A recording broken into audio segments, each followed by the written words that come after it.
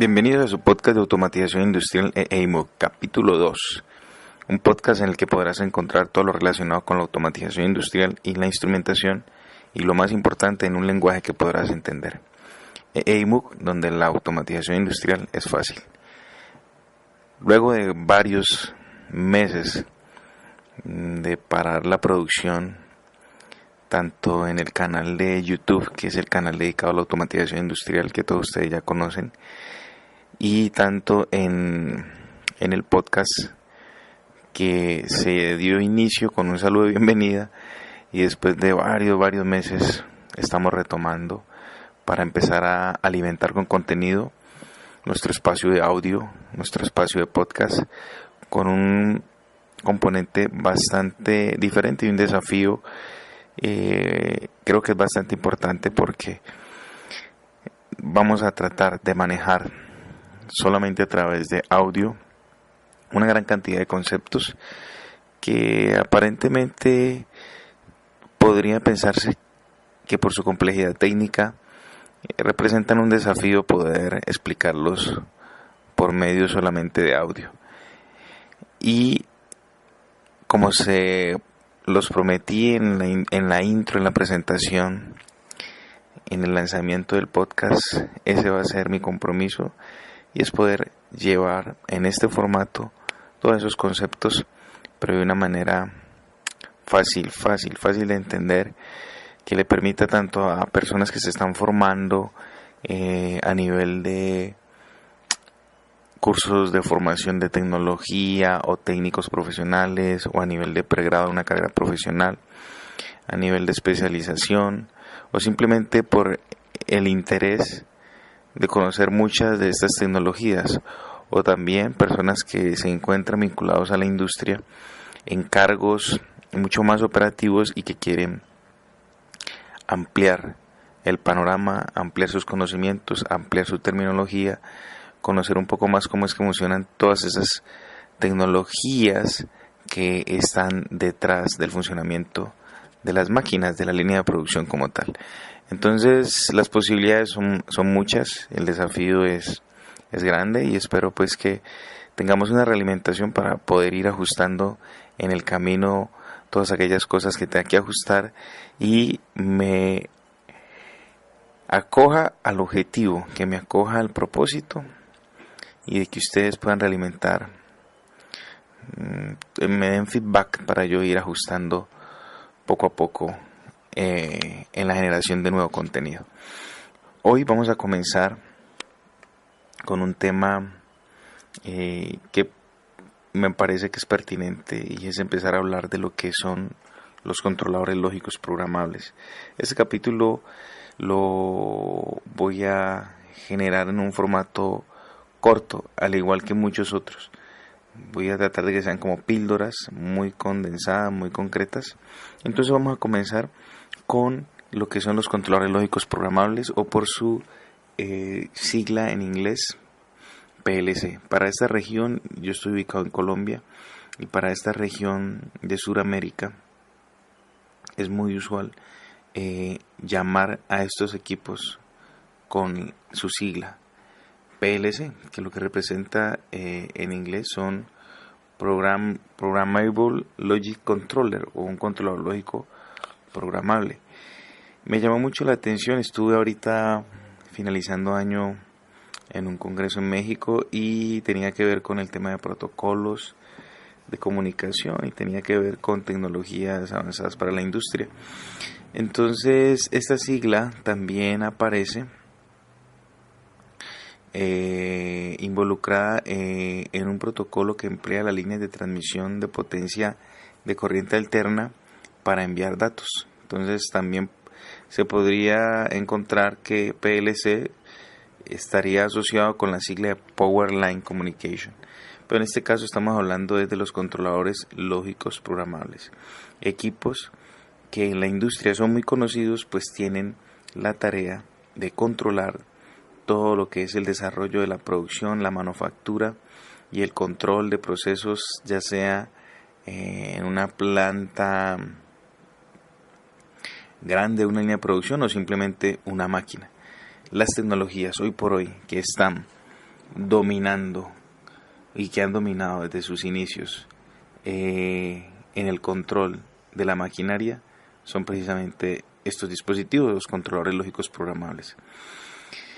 Los controladores lógicos programables, a pesar de que uno creería, ¿no? Pues yo creo que si alguna vez muchos de ustedes pues escuchan ese término, ya sea en una charla o si están en la industria, pues en la parte técnica están hablando de que el PLC, hay que programar el PLC es el encargado de generar esto, lo otro y aquello, o sea que constantemente se está hablando de un dispositivo. A pesar de que uno lo escuche hablar y que vea que los modelos son nuevos y que los dispositivos son modelo 2016, porque son nuevos, uno los compra directamente, no quiere decir que estas tecnologías tengan poco tiempo. Estas tecnologías estamos hablando desde la aparición del primer PLC, estamos hablando de 1968 aproximadamente. Entonces eso es básicamente lo que me quiero concentrar en este podcast, comentarles un poco acerca de la historia, comentar un poco de por qué es que se genera y cómo es que aparece, y dar cada vez más, a medida que vamos avanzando, nuevos términos, más elementos técnicos, y ahí lo vamos a ir involucrando en nuestro lenguaje, y en nuestras comunicaciones podremos ir involucrando toda esta terminología. Se dice que realmente dentro del grupo de ingenieros que desarrolló el primer PLC hubo una persona que se destacó y que es el que se lo conoce como el padre del PLC o el padre del controlador lógico programable, que fue Dick Morley. ¿Listo? Entonces todo surge por un requerimiento, y es de poder cambiar una tecnología que en su momento era la lógica cableada. La lógica cableada era la manera en que las máquinas controlaban una gran serie de secuencias empleando simplemente relevos, contactores y temporizadores. Se podrán imaginar entonces una secuencia de control de producción en una línea de producción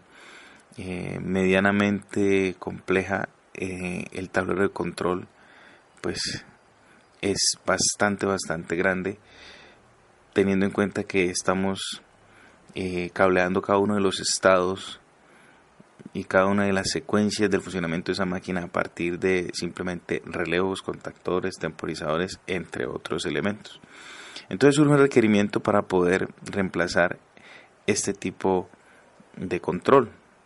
y el requerimiento está asociado a General Motors. Entonces General Motors lanza una especie, como podríamos llamarlo, como una motivación para que las empresas desarrollen y reemplacen todo lo que tiene que ver con la lógica cableada, pues por todas las implicaciones que están asociadas a la misma. Tendremos otro capítulo, tal vez yo lo voy a separar para que podamos hablar un poco más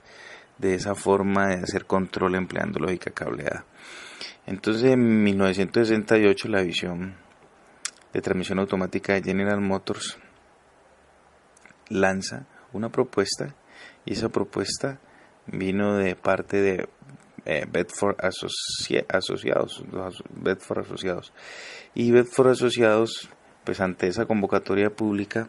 lo que hace es presentar el primer controlador lógico programable, y como lo digo, dentro de esos ingenieros destacados en la producción de este equipo estuvo Dick Morley como el papá del PLC, y toma como nombre, el nombre que lleva desde su nacimiento es un acrónimo, y ese acrónimo es MODICON, y es Modular Digital Controller, un controlador digital modular. MODICON, que para los que conocen y han escuchado de PLC, es un equipo que está vigente actualmente, una de las grandes firmas que construyen PLCs, como lo es Schneider Electric. MODICON en su momento entonces surge como el primer PLC, y pues realmente el modelo MODICON actual que tiene Schneider Electric es porque en algún momento de la historia Schneider Electric compra esta marca. Ahí mirando en algunas fuentes que les voy a colocar en las notas del podcast. En 1977 se vende a Gold Electronics, luego se vende a AEG y posteriormente llega la empresa alemana Schneider Electric a adquirir este producto. Y por eso actualmente uno de sus equipos o una de sus familias dentro de las posibilidades en el mundo de PLCs, esta familia es conocida con el nombre Modicon, o sea que se ha conservado en el tiempo lo que en un momento fue el primer PLC. Entonces, básicamente, ¿qué logramos con la aparición del primer PLC? ¿Qué se logra frente a lo que se tenía en cuanto a una lógica cableada? Y es dar inicio a una nueva tendencia en el control y en la automatización de procesos que está asociado con lo que se conoce como una lógica programada. Entonces ya aparece en el escenario un nuevo equipo que abre todo un paradigma de poder generar un control mucho más flexible sobre las máquinas, sobre las líneas de producción, y se alcanza ese objetivo planteado por la convocatoria realizada por General Motors. Y ese equipo fue conocido como el Modicon 084 porque era el número del proyecto bajo el cual fue desarrollado este dispositivo. Entonces, de esta manera les he dado como una breve historia de cómo es que surge el controlador lógico programable y qué tecnología es la que viene a reemplazar. Y hoy por hoy el controlador lógico programable es el tipo de equipos que está vigente en la industria para controlar cualquier tipo de proceso, por su diseño, por su concepción, a estas alturas por la normatividad que ya hay alrededor de estos equipos, de tal manera que podríamos irnos hacia cualquier fabricante y vamos a encontrar unos estándares que están regulados, que nos permiten poder manipular y configurar estas tecnologías sin estar ligado a una marca en particular, ya que están regidos bajo estándares. Bueno, entonces ya para terminar este capítulo, solo me resta decirles que vayan a las notas del podcast y consulten cada una de las fuentes que les voy a compartir.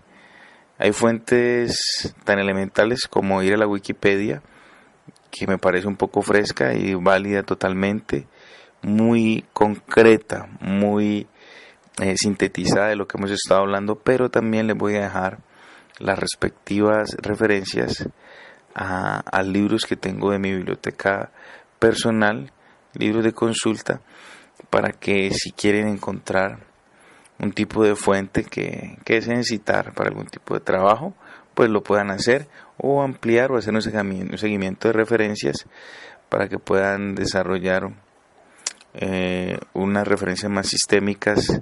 y si es necesario en algún informe, si lo requieren, las puedan emplear. Entonces hasta aquí vamos a dejar este capítulo y espero que nos encontremos pronto y estaré ampliando, ya voy a entrar un poco más en la estructura y los componentes a nivel de hardware que tiene un controlador lógico programable. Nos vemos en una próxima ocasión. Espero pues sus comentarios en las redes de podcast, en las diferentes redes de podcast, porque estamos tanto en iVoox, en Spreaker y en iTunes. Nos dejen una reseña que para el crecimiento del podcast es bastante importante.